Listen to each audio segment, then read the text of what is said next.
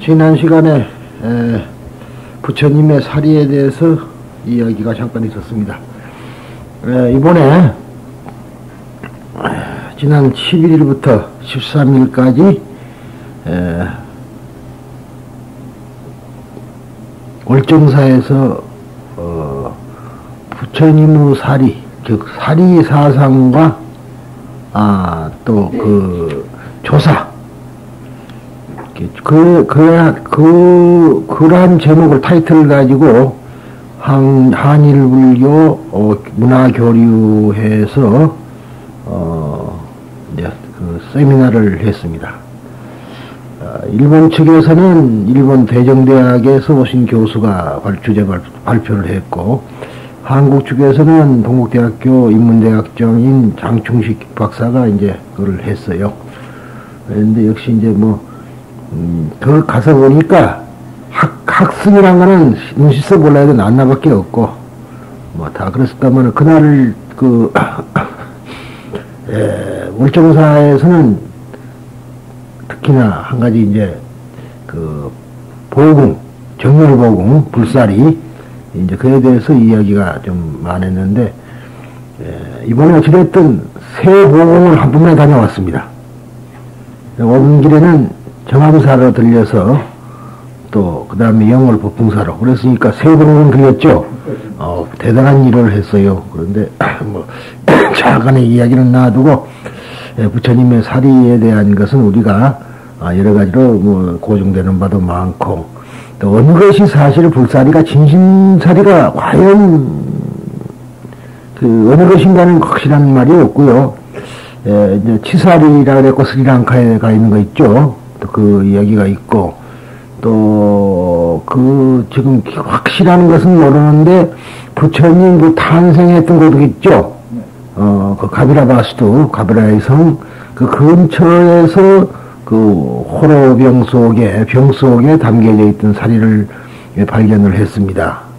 그랬는데 그게 기록이 확실히 잃지를 않고 훌륭한 분이 그렇게만 적혀 있는데, 그래서 그것이 부처님 사리가 아닌가 추정만 할 따름이지 진실로 어느 것이라고는 좀 말할 수 없는데, 어찌됐든 그것은 신앙의 문제지 불사리가 과학의 문제가 아니다. 그렇지 않겠어요? 그래서 이제 법사리라는 거 있잖아요. 법사리. 우리가 이제 이 법화경에서는 법사리를 유래합니다. 경탑사상. 경탑. 그러니까 사리가 사리 전쟁이라는 거 들어보셨죠? 사리 전쟁. 결국은 사리 때문에 전쟁이 일어나요. 인도에서는 서로가 사리를 가지려고. 그래서 그런 일도 있었는데, 과연 지금까지 얼마나 남아있느냐, 또는 그 사리가 영원 불멸한 것이냐. 반야에서 말하는 변화하는 것이지, 죄는 무상인데, 수천 년, 만년, 수억 년 동안은 사리가 그대로 존재한다는 건 그건 불가능한 일이다. 이렇게도 이야기가 되는 거예요. 그러니까 결국은 과학의 문제가 아니고는 신앙의 문제다, 이 말이죠.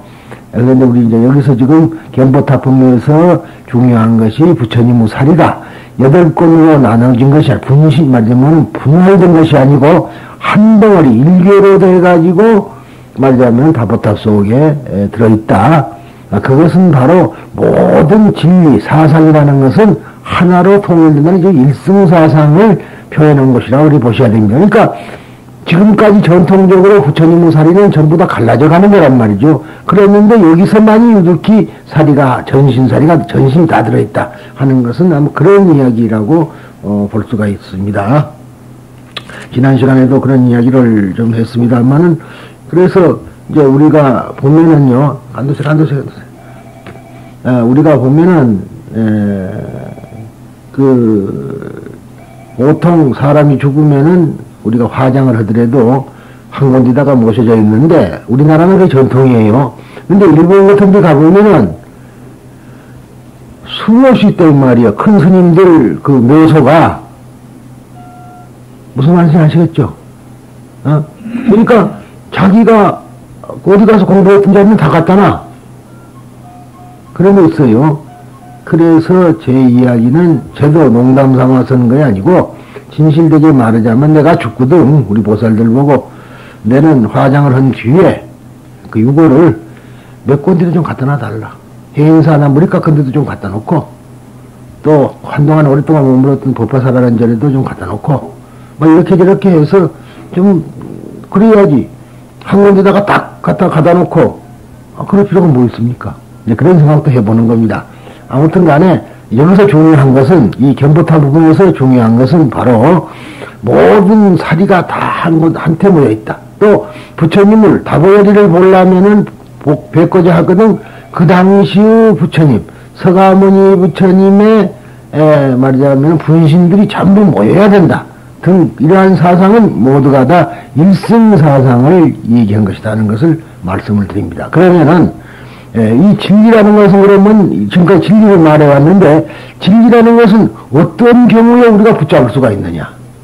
흔히들 진리를 발견한 사람이 많다, 진리를 어쩐다 하지만은 진리라는 것은 그렇게 되는 것이 아니고, 단 무아일 때, 무아, 사심이 없을 때, 나라는 것이 없을 때, 아상이라는 것이 없을 때 비로소 진리라는 것은 우리가 붙잡을 수 있는 것이지, 나가 아상을 가지고는 절대로 이 진리라는 것은 붙잡을 수가 없는 것이다. 이런 제목을 타이틀 가지고 이 얘기를 드리겠습니다.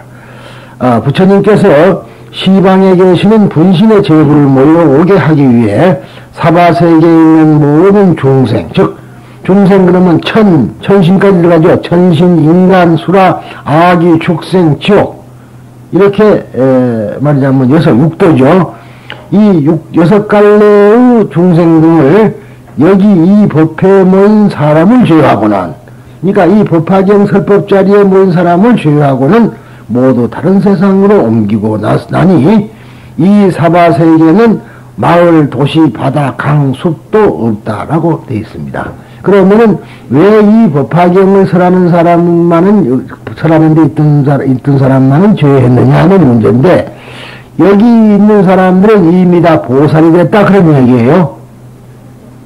그러니까 지금 여기서 우리가 무엇을 이야기를 하고 싶냐 하면은, 견보타품을 배울 때는, 즉 야광보살이 처음 등장하던 법사품 제11이 말이죠. 10에 와서는 이미 중생은 없다는 거예요. 법화경을 듣는 사람은 중생은 아니다는 거죠. 제가 흔히 밖에 다니면서 설법할 때, 여러분들은 모든 업장을 내가 다 씻어줍니다. 업장을 다 없애줍니다. 이렇게 말하면요, 의아하게 생각하는데, 업장이라면 뭘 보고 업장이라 그럽니까? 나의 행위가 성불의 장애가 되는 거란 말이죠. 그것이 업장이라. 성불의 장애가 되는 것이 업장이지, 무슨 다르게 흔히들 업장이 두꺼워가지고 고생을 한다는 등등 그러지만은, 보살은 당연히 고생을 하게 돼 있어요. 그렇지 않습니까? 중생을 교화하려고 보니까 중생 속에 뛰어들어서 중생과 같이 생활하면 고생을 하게 마련이라는 거죠. 그건 고행이라. 고행이 따로 있다고 말. 근데 우리들은 그것이 아니고 고행이 따로 있다고 생각해서 산에 가서 돌을 닦고 풀나물 먹고 아무것도 안 먹고 그렇게 생활하는 것이 고행인 줄 알고 생각하면 안 됩니다. 우리 삶 자체가 고 아닙니까? 삶 자체가 고라는 말입니다. 그러니까 법화경에 벌써 하는 것은 다 고행이라는 거죠. 그러니까 설법을 해서 중생을 교화한다는 것이 얼마나 어려운 일이냐. 그게 난행이란 말이죠. 난행 고행. 그래서 하는 소리입니다만은, 그래서 여기 계시는 분들만 하더라도, 또는 이 테이프를 듣고 있는 사람만 하더라도, 이 경우에 대해서는, 이걸 말하자면은, 소위 견보타품에 와서는 이미 중생이 아니라는 것을 본인 스스로가 확신을 해야 됩니다. 그러니까 여기 있는 사람은 죄했다고 되는 거예요. 이제 거기, 지금 이 법회 자리에 있던 사람은 이미 중생은 아무도 없다. 그런 얘기입니다, 이게. 그런 복성이 있다는 걸 잘 아셔야 됩니다. 그렇게 이해 안 하고 나면, 어째 부처님이 그 중생들을 전부 다 보내버리고 이렇게 사니까, 이게 무슨 뚱딴지 같은 얘기냐, 등등 이렇게들 다 오해를 하는데, 그렇게 간단한 얘기가 아니라는 것을 지금 말씀드린 겁니다. 여기서 도시, 마을, 도시, 바다, 강, 숲이 없다는 것은 사람들의 마음이 현상을 초월하고 공으로 돌아가는 것을 상징한 것이다. 그렇죠? 왜 없어? 있기는 있는데, 있지만은 그것을 보면은 색즉시 공이다, 이 말이야. 이게 전부 다 공으로 돌아가게 되니까 없는 것이지, 어떻게 현상적으로 없을 수가 있는 겁니까? 그렇잖아요. 그래서 이제, 지난 시간에 말씀드렸지만은, 어떤 비구니 하나가, 이화여대를 나왔다 그래서 이제 와서 법화경을 배우겠다 그래서 이제 공부를 좀 하더니 책을 내주고서 읽어보라 하니까, 이거는 도대체 이 책이 믿을 수가 없는 거다, 그런 얘기라. 그래서 내가, 믿음도 없는 것이 믿을 수가 있겠느냐? 믿음을 가지고 이것을 봐야지, 너의 얄팍한 지식을 가지고 본다면은 이거는 이해 소화가 안 되는 거다. 이제 그렇게 이야기를 했는데, 끝내 견디지 못하고, 말하자면은, 다른 의미로 보면 같은 스님이지만 퇴적을 해버리고 말았다. 이제 그런 얘기가 되겠습니다. 다른 종단으로 갔다는 얘기입니다. 산도, 강도, 숲도, 마을도 없는 텅 빈 공의 세계. 그곳에는 인간이 영위할 것은 하나도 없는 오직 부처님의 광명만이 비치고 있으며 사람들은 무아의 마음으로 그 빛을 받고 있는 것이다. 이와 같은 마음의 세계를 말하고 있는 것이다. 우리들은 공의 마음, 무아의 마음이 되지 않으면 눈에 보이지 않는 진리를 붙잡을 수 없다. 예를 들면 이것은 과학적인 진리이지만은 뉴턴이 썩은 사과가 나무에서 떨어지는 것을 보고 지구의 인력을 깨달았다고 하는 유명한 이야기다. 만유 인력을 발견했다면 다 아시는 얘기 아니에요. 그런데 그때 뉴턴은 멍하니 생각에 잠겨 있었다고 하지만 결국은 무아의 상태에 있었던 것이다. 멍하니 있었던 건 그래요. 그런다고 해서 우리가 아무 생각 없다고 멍하고 있다면 무아가 아닙니다. 그런데 이제 서양 사람들은 공이라는 사상을 확실하게 모르니까 이렇게 말했던 것이지, 무아 상태다. 현실적인 인간의 생활에서 떠난 일종의 방심 상태에 있었지만, 마음속에서는 생생하게 활동하고 있는 그런 상태였다. 마치 참선하는 사람이 좌선하고 있을 때의 경우와 비슷한 것이다. 거기에 사과가 툭 떨어졌다. 그 순간, 속마음이 활동을 하며 깨친 것이다. 그러니까 길에 가다가 닭 소리를 듣고 깨쳤다. 그런 사람들 있죠. 또 싸움을 하는 사람들, 서로가 멱살 잡으려고 싸움을 하던 사람이 싸움이 끝나고 머리를 극적하면서 면목이 없습니다. 그런 말 갖고 깨친 사람도 있고요. 깨친 사람이 여럿입니다. 그런데 또 우리 부처님께서도 샛별을 보고 깨쳤다 그러고 있죠. 새벽녘에 금성을 보고 깨쳤다. 샛별을 보고 깨쳤다 이 말이에요. 그러니까 그것은 결국은 사심이 없으나 마음속은 생생하게 살아있다는 얘기입니다. 먹는 잠들었다거나 병신이 같은 그런 상태에 있었다는 건 아닙니다. 만일 뉴턴이 잠깐이나마 저 사과를 주워 먹을까 했다든지 또는 맛이 어떨까, 맛있을까, 어떨까 했다든지 혹은 썩은 것은 아닐까 하는 그와 같은 잡념, 즉 나에 대한 마음을 가지고 있었다면은 사과가 떨어지는 것을 보고 어디 맛 좀 볼까 등등 사과라는 것에 사로잡힌 생각을 일으켰을 뿐 지구의 인력이라고 하는 커다란 문제를 문득 깨달을 수는 도저히 없었을 것이다. 그렇죠? 거기에 사과에 집착을 해버렸다 이 말이야. 그러니까 그렇게 해서는 그건 안 되는 것이다. 선정이라든가 삶의 중요성은 바로 여기에 있는 것이다. 그것은 속세를 떠난 성문영각에게는 매우 필요한 수행이었으나 특히 현실 생활을 영위하고 있는 우리들에게는 더욱 필요한 것이다. 사실은 참선을 하는 스님들에게 필요한 게 아니라 현실 생활 속에서 살고 있는 우리들이 사실은 더 필요한 겁니다. 그런데 참선해라 그러니까 그냥 가서 앉아만 있어서는 소용이 없고 정말로 참선이라는 것은 자기가 아상을 없으면, 이게 아상을 없이는 방법이 쉽지 않으니까 화두선을 하는 거예요. 화두로 바꿔버려야 되지 않아요? 화두로. 다른 이야기로 바꿔야지, 나에 대한 이야기, 왜 시무라요? 소를 왜 말해요, 소로? 앞에 있지 않는 소를 말하자면 우리가 추구하다는, 거기에는 나라는 것이 없어진다. 그런 얘기입니다. 그래서 말했고, 소 자체가 인도에서는 성스러운 하나의 짐승이 있다면 또 그렇게 표현을 했고, 그래서 부처님은 소라 그러잖아요. 와우정사, 부처님이 누워있는 정사라고 와우정사다, 속아 누워있다. 이렇게 해서 이제 시무양이니 뭐니 그렇게 이야기를 하고 있는 겁니다. 하루 24시간 동안 현실적인 인간 생활을 여행하는 것에만 마음을 빼앗겨 있으면 마음이 좀 좁게 되고 근시안적으로 되어 우리들을 살려주고 있는 커다란 생명이라든가 진리라고 하는 것과는 두꺼운 벽을 만들고 만다. 여기서 생각해야 하는 것이란 자질구레한 나에 대한 것들 뿐이며 따라서 항상 불안이 따르게 된다. 또 그 나와 너 대상이 서로 부딪혀서 이 세상은 크고 작은 다툼 소용돌이가 생기게 된다. 그러니까 결국은 차별, 너와 내가 차별이 생기면은 거기에서 비로소 고통이 따라오는 겁니다. 너와 내가, 대상과 내가 일치가 되면은 절대로 고통이란 건 없는 거거든. 그래서 하는 소리입니다.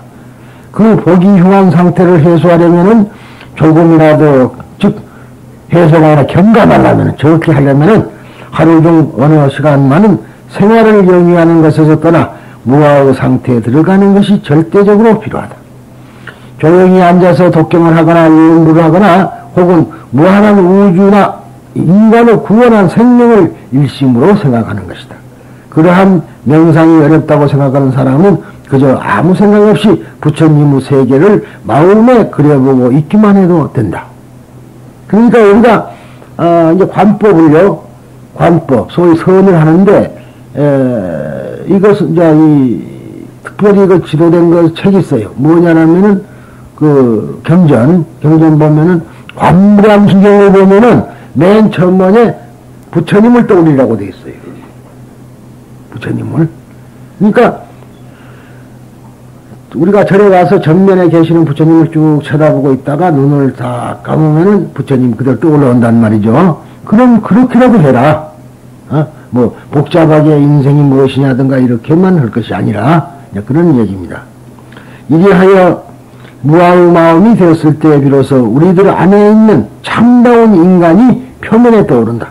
그리고 부처님의 빛을 한때 묻혀서 받을 수 있다. 즉 우주의 대생명이 살려주는 작용을 직접 몸에 받을 수 있게 된다. 그러니까 그 부처님의 광명을, 빛을 한때 뭉쳐가지고 우리가 받을 수 있는 것이다.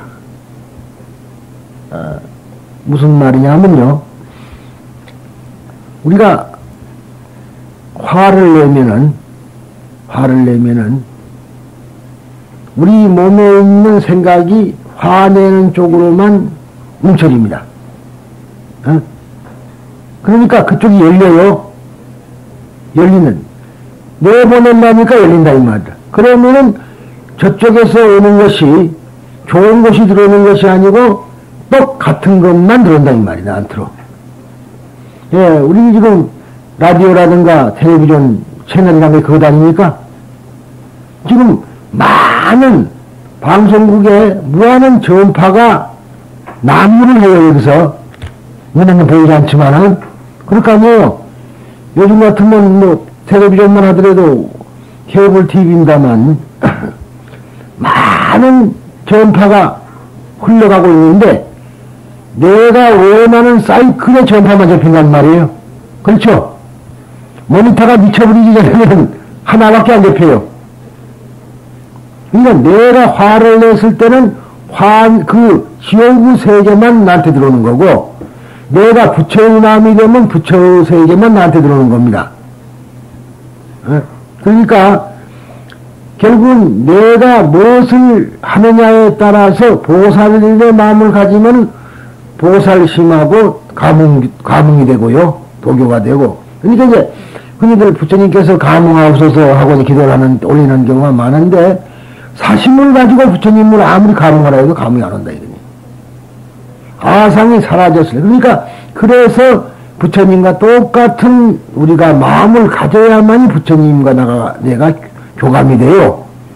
그러니까 원이차공덕 보구보일체 아등여 중생 개공성불도 원컨대 이 공덕을 일체 널리 미치게 하여 나와 더불어 모든 중생이 다 함께 성불케 하여 지이다. 그러면 그거는 보살의 본원이거든요.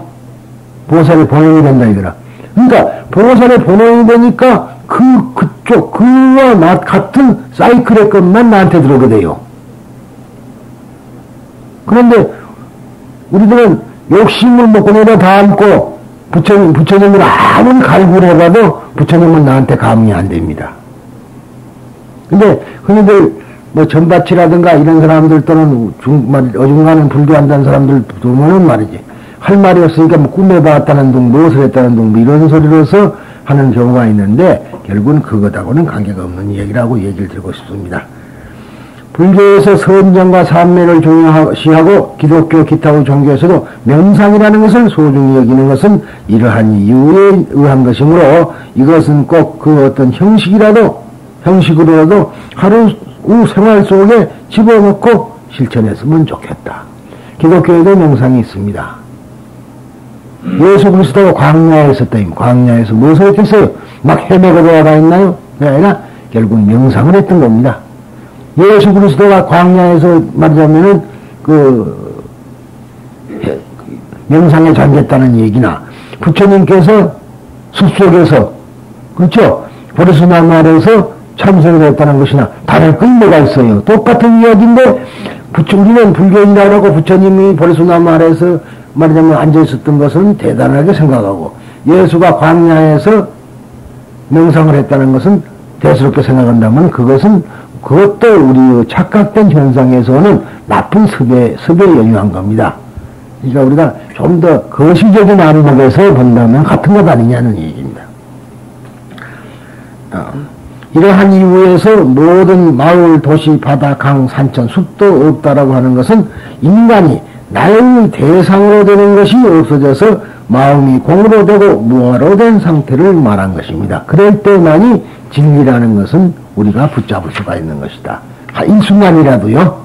그래서 우리가 참선하는 것이라고 얘기가 되겠습니다. 그러면은 오늘의 제대로 하는 이제 제바달다품 제12 법문법화경에서는 10이라는 것이 없고 앞으로 견보타품 제11과 합쳐져 있습니다. 그러니까 법문법화경은 28품이 아니라 27품이에요. 앞으로 이제부터는 한 품씩 앞으로 당겨옵니다.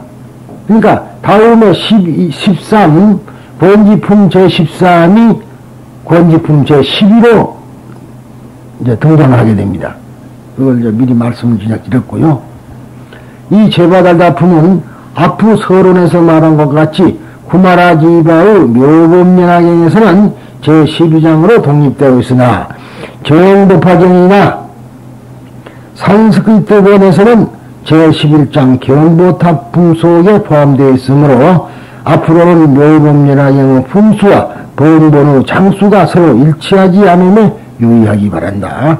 이 제바달다품은 석존의 전생 이야기로부터 시작된다. 서가모니 부처님의 전생 이야기. 근데 이렇게 자꾸 전생 이야기가 나오니까 나라는 실체가 있다고 믿는 사람이 많은데 서가모니 부처님도 실체가 없는 겁니다. 그런데 이것도 중생이 알아듣기 쉽게 말하려고 전생 이야기를 한 것이지 부처님 이것이 이제 선교방편이에요. 그렇지 실질적으로 부처님의 전생이 있었다든가 이런 말을 한다는 것은 그거는 잘못된 생각입니다.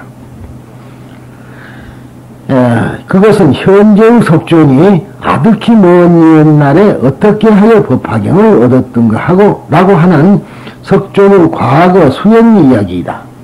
석존께서는 이 법회에 모인 보살과 천신들과 사람들, 비구, 비구니의 모든 사람들에게 이렇게 말씀하신다.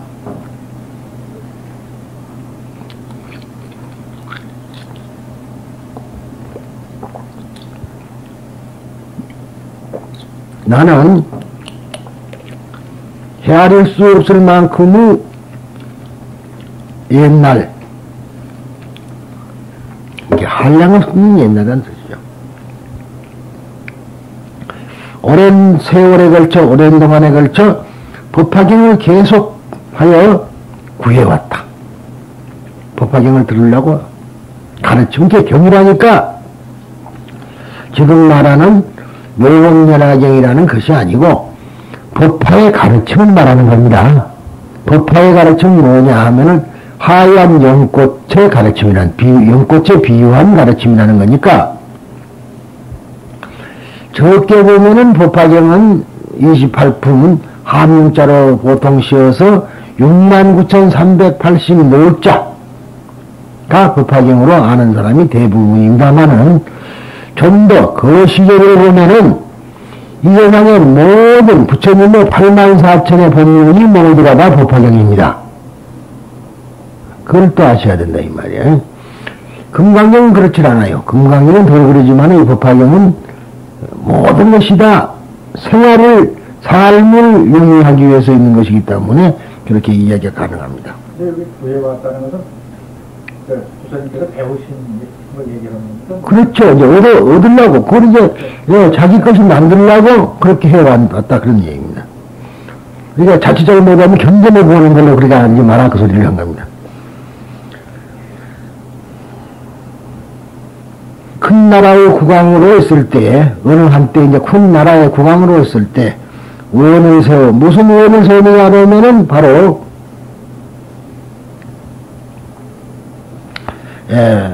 최고의 깨달음을 구한 거죠. 최고의 깨달음. 그러니까 불도, 무상도를 구한 겁니다. 구해왔다.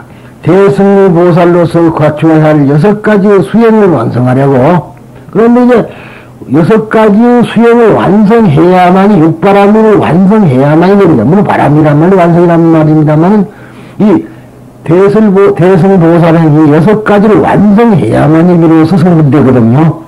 그래서 완성하려고 보시의 행을 닦아 재물, 나라, 처자, 심지어는 자신의 몸과 목숨까지도 아끼지 않았다. 근데 이제 뭐 여기서 보면 재물, 나라 이런 쉬운데 처자 이런 거는 되게 힘들죠. 근데 그것은 그런 것이 아니라 자기에게 소중한 물건인 마누라까지도 불도 구하는데 맞췄다 이렇게 보셔야 됩니다. 마침내 임금자리를 버리고 북을 쳐서 사방에 포고를 내려 법을 구했던 것이다. 그때 아사선인 즉 무비, 이 아사라는 것은 무비라는 말이 비할 수 없다. 무비라는 선인이 있어 대승의 모범면하기를 가지고 있었다. 나는 그 선인에게 가서 필요한 것을 모두 주었으니 열매를 따고 물을 깃기도 하고 뗄나무를 줍고 식사를 준비하며 이 몸을 모두 바쳐서 시공하기를 1000년을 지났으나 그래도 몸과 마음이 피곤한 줄을 몰랐다. 법을 위해서는 얼마나 갈구되었으면 1000년 동안 시공을 하고도 피곤한 줄 못했다. 때로는 앉는 의자도 내렸다 그래 돼 있어요. 아사선이 자기에게 그러니까 이제 그렇게 말한 겁니다. 여기 보면 북을 쳐서 보고하기를 누가 나에게 이 묘견면화경을 가르쳐 줄 사람이 있다면 나는 평생 동안 그를 위해서 시봉하겠다. 그렇게 약속을 했던 겁니다. 그래서 찾아가서 이제 그 아사선이 내가 그러면 가르쳐 주겠다. 그러니까 왕의 자리도 버리고 그리고서 찾아가가지고 시봉을 1000년을 한 겁니다. 마음속에 묘법을 구하는 마음을 계속 품어왔기 때문이었다. 그리하여 드디어 법화경을 얻어 성불할 수가 있었던 것이 결론은 말했습니다만 그렇게 수행을 했기 때문에 결국은 성불할 수 있다. 그러니까 이 법화경을 통하지 않고는 성불이 불가능하다. 이렇게 보시는 것이 좋습니다. 그래서 이 경전이 훌륭하다는 거예요. 성불이란 어떠한 목표를 놓고 보면은 금강경이나 이런 걸 갖고는 성불이 안 된다는 겁니다. 왜? 금강경은 자기는 구할 수가 있죠. 자기는. 아상과 인상과 중상상을 없는 그 자리가 뭐라 그랬어요? 그때 나오는 마음이 버리심이거든요. 그러니까 음유소주 하면은 이생기심이라. 마땅히 어디에 소주하지 않는다. 뭐를 소주하지 않느냐? 결국은 일체의 모든 것에 집착을 여의면은 그 소리죠. 주라는 말이 그 집착이라는 소리입니다. 집착을 여의면은 그때 생겨나는 집착이 없는 마음에서 일어나는 것이 바로 버릇입니다. 그래서 응무소주면은 이생기십니다. 여기에 재밌는 얘기 하나 있어요. 일본 사람인데, 이 부인이 공부도 별로 하지 않았는데, 뭐냐면은, 예, 금강경을 독성을 했다, 이 말이야. 그래서 잘 하는데, 그저 입으로만 배워야지 글자를 못 배웠어요. 그러니까 일본말로는 이제, 오무쇼주, 이제 그런, 이제 뭐냐면은, 이쇼, 귀신, 이렇게 되죠. 이렇게 됐는데, 이 여자는 그걸 그렇게 받아들인 게 아니고, 자기가 알고 있는 것이 복식을 하니까, 대파가고. 그래서, 우리말로 번역하자면은, 보리와 밀가루가, 합하면은 닷대. 그렇게 말한 겁니다. 그러니까 이제, 일본말로 오무기, 고무기, 아와스드 고조. 그런 말이 그렇게 말하는 거예요.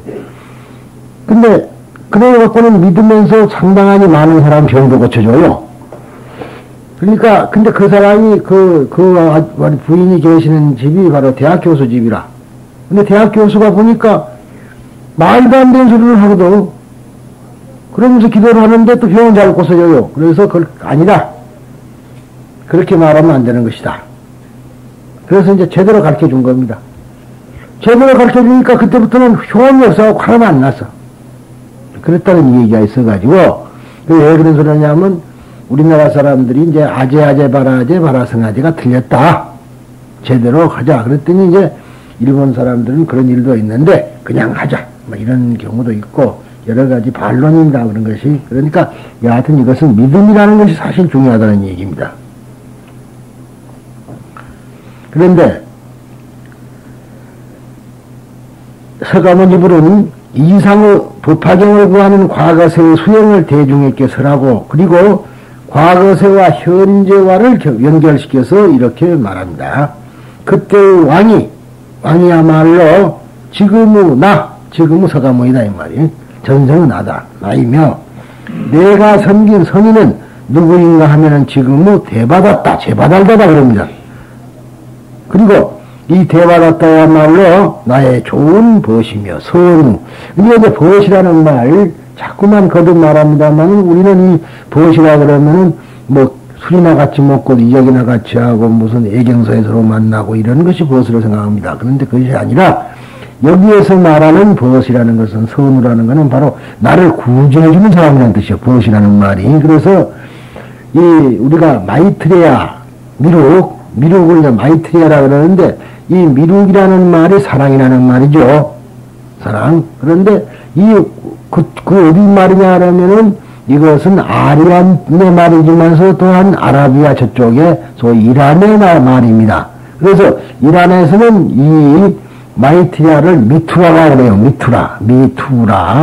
미투라라고 그러는데 이 미투라라는 말은 친구라는 소리입니다. 친구. 그래서 지금도 서양 사람들은 어린아이와 할아버지가 친구가 되자 그러면 돼요. 서로 돕는다. 절대로 배신하지 않는다. 그럼 친구가 되는 거죠. 그래서 이 우자는 그렇게 아셔야 될 겁니다. 그리고 대바다때야말로 나의 좋은 벗이며 그의 덕으로 나는 깨달음을 완성하고 부처로서의 온갖 덕성을 갖추게 된 것이다. 그래서 우리가 여기서 이러한 것인데 대바다다 그러면은 지금 악인으로서 불교에서는 악인으로서 최고의 사람이죠. 그런데 우리가 이 육바라미를 완성한다. 바람이 따라한다. 완성을 하려고 그러면은 바로 나에게 고통 주는 사람이 오히려 나를 만들어준 사람이거든요. 감사를 드려야 돼. 응? 감사를. 그러니까 뭐 어떤 사람들은 꼭 상대적으로 말해가지고 뭐 이것은 좋고 이 사람은 나쁘고 기독교는 나쁘고 불교는 좋다 이런 식으로 이야기를 해서는 그건 안 되는 거다 소리입니다. 그 기독교 사람이 나를 박해를 가하면은 결국 박해 가한 만큼 내가 성숙하거든요. 참고 견디고 그런 점을 우리가 잊어서는 안 됩니다. 이렇게 설하신 다음 부처님께서는 그 대바다타에 대해서 미래 성불할 것이라는 예언을 주고, 즉 기별을 주고 무량겁에, 무량겁 즉 한량 없는 겁에 겁 후에 천신의 왕, 하늘의 왕, 천왕이라는 소리고 천신의 왕이라는 대바라자입니다.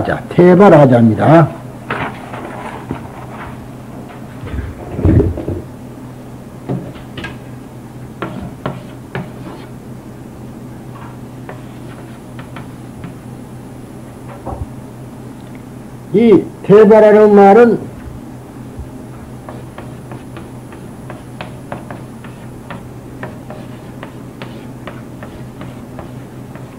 하늘이란 뜻이라는 하늘.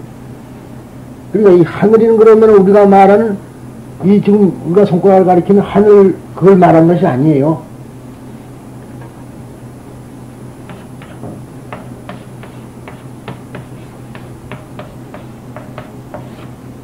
천신의 왕이라, 천왕이라는 말은 하늘의 왕이라는 건 천신의 왕이라는 소리입니다. 그래서 그 라자라는 말은 왕이라는 뜻이란 말, 왕, 라자 가고 그러죠? 라자. 그래서 그 왕이란, 대바라자, 즉, 천왕열애라는 부처님이 되리라고 보증한 것이다. 그리고 대중을 향해 미래세 만일 선남자 선여인이 있어 묘본면화경의 제바달라 풍을 듣고 티없이 맑고 깨끗한 마음으로 믿고 공경하며, 그 중에 믿고 공경하며, 믿어야 선생님. 그러니까 티없이 맑고 깨끗한 마음이라는 건 뭐예요? 분별력이 없다는 소리죠? 뭐가 티없이 깨끗해요? 분별력이 없어지니까 깨끗하지. 그래서 믿고 공경하며 의심치 않고 또 이 가르침에 대해서 당혹하지 않는 사람은 지옥악이 축생계에 떨어지지 않고 시방의 부처님 앞에 태어날 것이며, 후생입니다. 후생. 그 태어나는 곳에서 항상 이 가르침, 즉 법화경을 들을 것이다. 만일 사람이나 천신으로 태어나면 매우 높고 거룩한 즐거움이 가득 찬 생활을 할 것이며, 물질적이 아니라 정신적인 거란 말이죠. 부처님 앞에 태어날 경우에는 부모의 몸을 의탁지 않고 자연히 연꽃에서 보살로 태어날 것이다. 그걸 화생이라고 한다. 화생.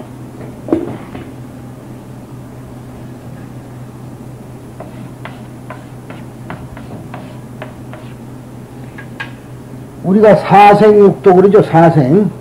그러면은 태생, 난생, 습생, 화생 그러잖아요. 그러니까 보통 귀신으로 태어난다. 그런데 왜 귀신을 말하냐 그러면은, 우리가 보통 태어난다 그러면은 나무 뱃속을 통해서 나오는 거죠. 보살로 태어나더라도 우리 어머니 태를 통해서 우리가 오죠. 그런데 교화에서 바꿔져 버리는 것은 뭘로 태어난다 그래야 돼요. 그러니까 이때가 교화성이라, 교화생. 교화에서 다시 태어나는 거예요. 과거는 사라져버리고, 현재 말하자면 이제 보살라만 나옵니다. 그러니까 법화경을 제대로 믿어버리면은 전생의 업장은 다 사라져버렸고, 새로운 것만 있다 소리가 이해가 될 겁니다.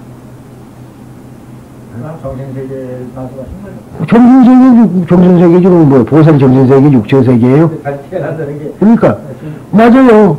그러니까 우리가 태어난다는 걸 꼭 그렇게. 우리가 사생을 할 때는 사생이가 변해서 나오는 것들이. 그러니까 그것이 꼭 그렇게 보지 말라는 소리예요. 그리고 보지 말고 교화에서 태어난 것도 화성이다 소리입니다. 교화. 근데 이제 원시불교 때는 그렇게 봤지만은,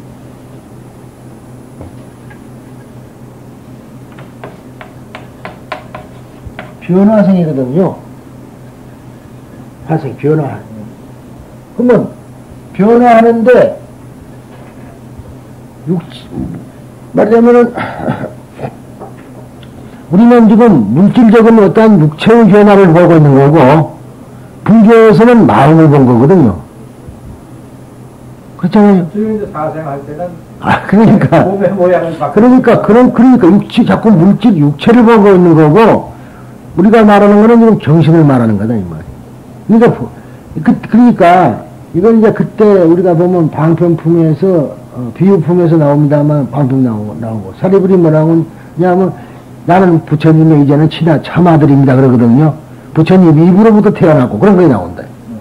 부처님 입으로부터. 그러니까, 부처님 입으로, 부처님, 지가 토끼 새끼인가? 토끼가 입으로 나오잖아. 안 그랬으면 말이, 하도 작다가 보니까 입으로 나온다. 그렇게 아니, 밥을 튀기만 하니까 그런 거, 이제. 그래서 입으로 나온다. 그러니까, 캑 한번 나오거든. 근데 그런 건 아니거든. 근데 그때만 하더라도, 입으로 나온 게 뭐예요?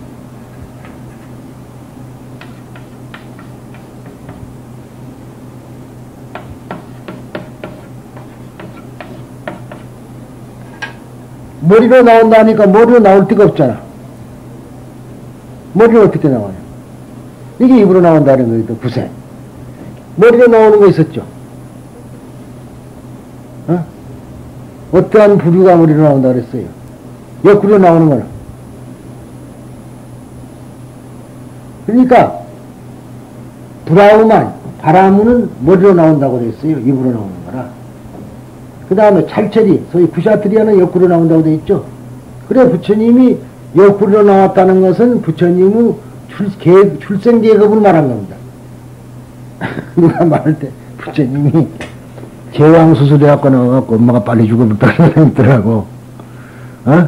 근데 그때 제왕 수술이 있었겠어요? 근데 그건 아니라, 옆구리로 나왔다는 건 구샤트리아, 즉 찰젤이었다, 그 말하는 거예요. 그 다음에 보통 하템으로 나온다는 거는 이제 베이샤, 즉 말하자면 평민이고, 그 다음에 수두라, 수두라가 되면은, 수다라가 그러지만, 수두라가 되면은 발꼬락에서 나오고 발등에서 나온다. 그렇게 말을 했던 겁니다. 그러니까 여기서 우리가 화생이라는 걸 이제 그런 차원에서, 전체의 차원에서 봐야지, 꼭 물질적인 차원, 태란, 그러니까, 습도 그렇죠. 그렇지만은 그 화라는 건 그런 뜻은 아니고. 그래서 부모의 몸을 의탁지 않고 나오는 길이 뭐냐, 이 말이에요. 어떻게 나오겠어요? 예수도 나오려면 성모 마리아를 배를 타고 나왔는데, 어떻게 나오겠어요? 그것은 바로 물질 세계를 말하는 게 아니라는 걸 지금 얘기를 하는 겁니다. 맞어. 그러니까, 이 법화경에 이 구절이 천도문입니다. 천도문. 아주 기가 막힌 천도문이거든요. 이제, 이 좋은 규절이 있는데, 이거는 쓸데없는 소리만, 어느 교단에서는 제바달다품이 좋다는 말은 들었나봐. 천도하는데, 그 제사 지낼 때는 꼭 제바달다품을 하는데, 이 사람들은 이 구절은 빼고 딴 것만 해요. 그러니까 하는 말이, 진짜를 빼놓고 왜 딴 것을 하냐, 이 말이야. 이것도 제바달다품이 들어있는 소리거든요. 그런데, 딴 소리만 해요. 그거는 천도문이 아니라, 진짜로 천도, 그렇잖아요. 누구든가 내생을 정리하는 거 아닙니까? 내생. 여기서 이제 앞으로 우리가 태어날 것이다. 그런 얘기입니다. 라고 말하며 미래의 세상에서 이 제바달다품을 믿고 공경할 것을 권한다. 그런데 이상으로 이 장의 전반에 대한 개요를 살펴보았다. 여기에서 테마는 석존의 과거 법화경을 구하기 위한 수행과, 즉 구법 수행과 대바다의 숙이다. 이 두 문제입니다. 숙이. 이것이 과거와 현재와를 연결시켜 하나로 결부시키고 있다. 법화경이라는 경전이 현재의 석존에 의해서 처음으로 설해져 세상에 나온 것이 아니라 이미 가득히 먼 과거세부터 많은 부처님들에 의해서 설해온 것이라는 생각은 이미 제1장 서품, 제7장 화성품 등에서 설해져 있다. 제1장은 뭔거니 1월 등명불이 사갖고 연등불을 이렇게 나오면서 계속 법화경을 설한 걸로 되어 있습니다.